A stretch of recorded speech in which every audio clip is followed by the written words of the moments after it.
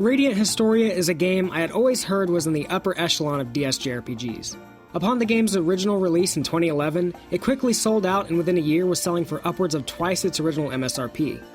Unfortunately for me, this was also around the time that I heard about the game and all of its accolades, so naturally it fell on the back burner for me. It eventually received a proper reprint by Atlas, but at that point I had already moved on and just decided that I would get to it eventually. And so at that point it fell onto the dreaded backlog of shame. Fast forward to 2018 and the game has now received an enhanced port for the 3DS with all new content. For many like myself, this seemed like the perfect time to finally jump in. But how does the game hold up? And does it actually live up to the hype? Let's find out.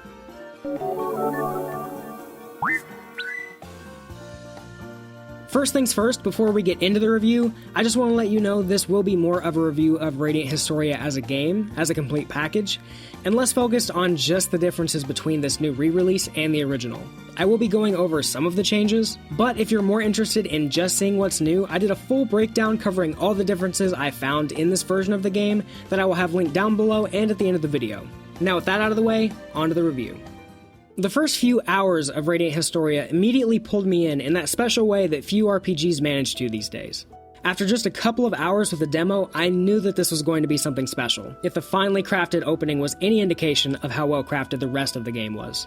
The setup for the characters, as well as the dying world on which they inhabit, is a large part of what hooked me.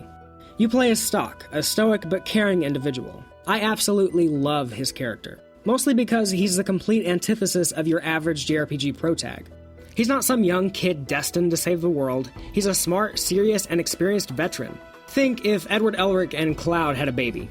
Stock works for a special operations group called Special Intelligence, or SI for short. This group was founded by a man named Heiss, a mysterious and sly man who acts as your superior. SI's purpose is to work outside the military in its current state of war. See, in the world of Vancouver, the land is being anguished by a plague simply called the desertification, where the land, and in some cases people, are turning to sand within the blink of an eye. As a result, fertile land, capable of growth, is somewhat of a rare commodity in the world of Vancouver, thrusting neighboring nations Alistel and Granorg into a long-fought war. Before sending you off on a recon mission to gather intel on the enemy nation of Granorg, Heiss gives you what appears to be just an old book. Stock understandably questions this, but Heiss insists that it could be useful on the mission and sends you off. During the mission, you come to realize that this old book is actually the White Chronicle, a magical book that gives the user the ability to jump through time and rewrite history. This is where the game gets interesting.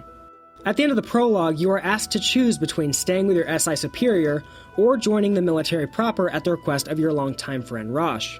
This is where the brilliance of the game's narrative and gameplay really hit me for the first time. At this key juncture in the story, the narrative splits into two completely separate timelines. One where you stayed working under Heiss in SI, and one where you took your friend up on his offer and joined his squadron. From here, both paths continue to branch into smaller paths, making up all of the side quests in the game. Not unlike Chrono Trigger, you can revisit different times in each timeline to affect the future of another.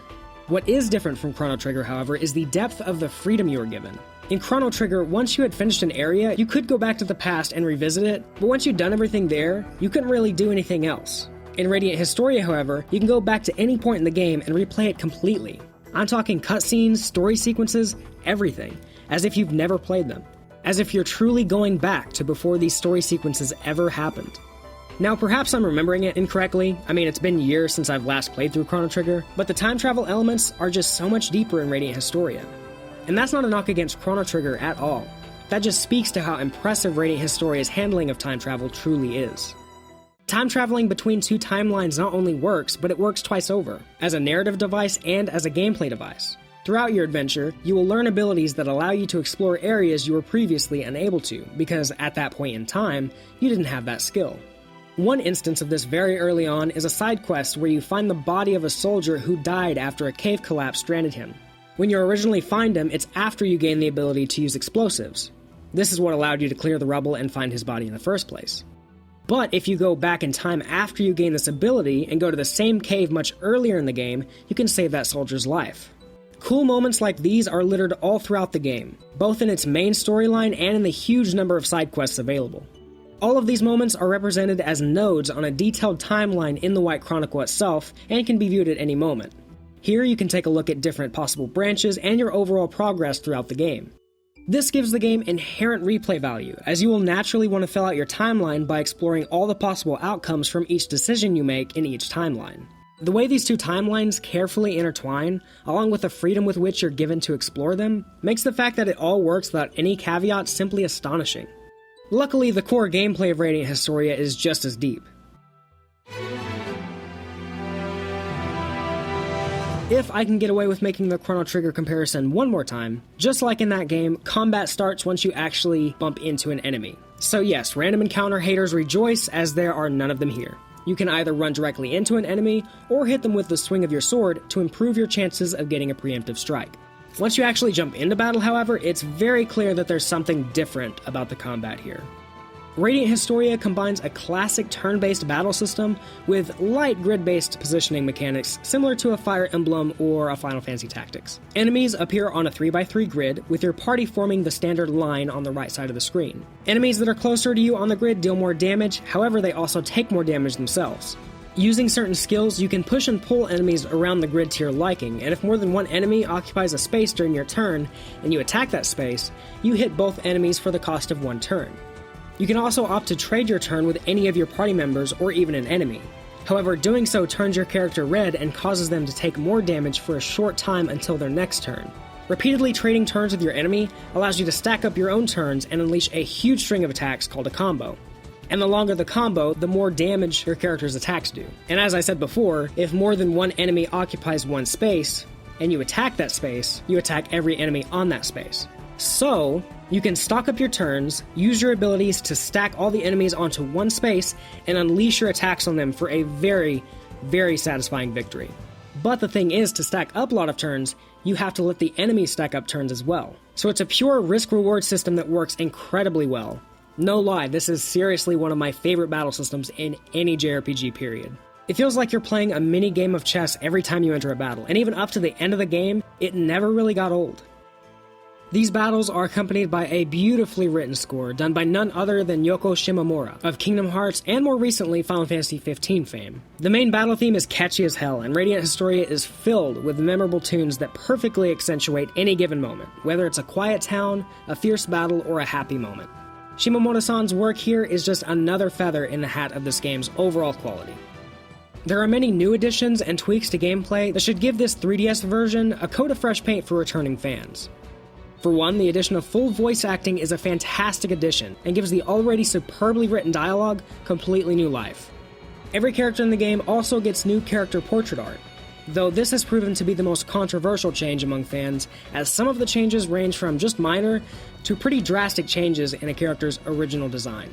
Perhaps the biggest addition, however, is the new scenario called Sub-History. At the beginning of the game, you can choose to either play through the game with this new content worked into the story, albeit in a very natural way, or to play the game as it was originally intended and only access the new content once you've completed both timelines. Personally, I would recommend playing it with new content just worked in, as it's done really, really well, and honestly, if you've never played the original, you won't even notice where this new content is. This adds a brand new character and 47 new nodes on top of the 236 from the original, giving you a grand total of 283 to complete for that juicy 100% completion. It's worth mentioning that there's also a Persona Tartarus style dungeon called the Vault of Time. Here you battle significantly stronger enemies than the main story has to offer, and they only get stronger the farther down you go. This mode opens up more and more as you go through the story, and gives you currency called moments. This currency can be spent in a shop in the Vault of Time that contains new items and skills exclusive to this version of the game. This side mode was something that I didn't really find too crucial, but if you're obsessed with the post-game in JRPGs and getting the absolute strongest equipment, this will be right up your alley. Above all else though, one of my favorite aspects of Radiant Historia is its presentation. And if you've made it this far into the video, you can see that this game has a gorgeous 2D art style to it. Character sprites are well animated, especially in battle, and environments are full of small details to pick out. With a few reworks to the dual screen elements, the game could totally pass as a Super Nintendo RPG. Or more realistically, a PS1 era sprite-based RPG. And I love it for that. My only real knock against the game is that I wish certain parts of the game's narrative were just a bit more fleshed out. I can't really talk about exactly what I mean without going into spoiler territory, but there were certain themes and concepts that I found so intriguing that I just wish were explored a little more. I can only imagine this was due to budget or time constraints, but that's merely conjecture. Hopefully if this re-release sells well enough, we'll get a sequel at some point in the future that kind of expands upon the lore and the story in this game and in this world.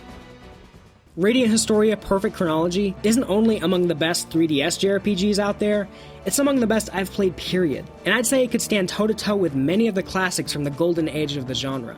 If you're looking for a JRPG with a deep narrative, filled with great characters, an interesting spin on time travel, and an engaging combat system, Radiant Historia Perfect Chronology may be the JRPG comfort food you've been looking for.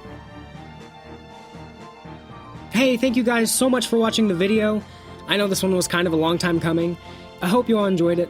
If you did enjoy it, be sure to go down and leave a thumbs up, as that helps me know what kind of content you guys like and what kind of content you want to see in the future. I'm not only making this content for me, I'm making it for you guys. I want to make stuff that you guys enjoy watching, that you guys enjoy engaging with. So if you have any suggestions or games you'd like me to cover in the future, just leave a comment down below and I'll check it out. Anyway, as always, thank you guys again so much for watching. I hope you all have a great day, and I will catch you in the next video.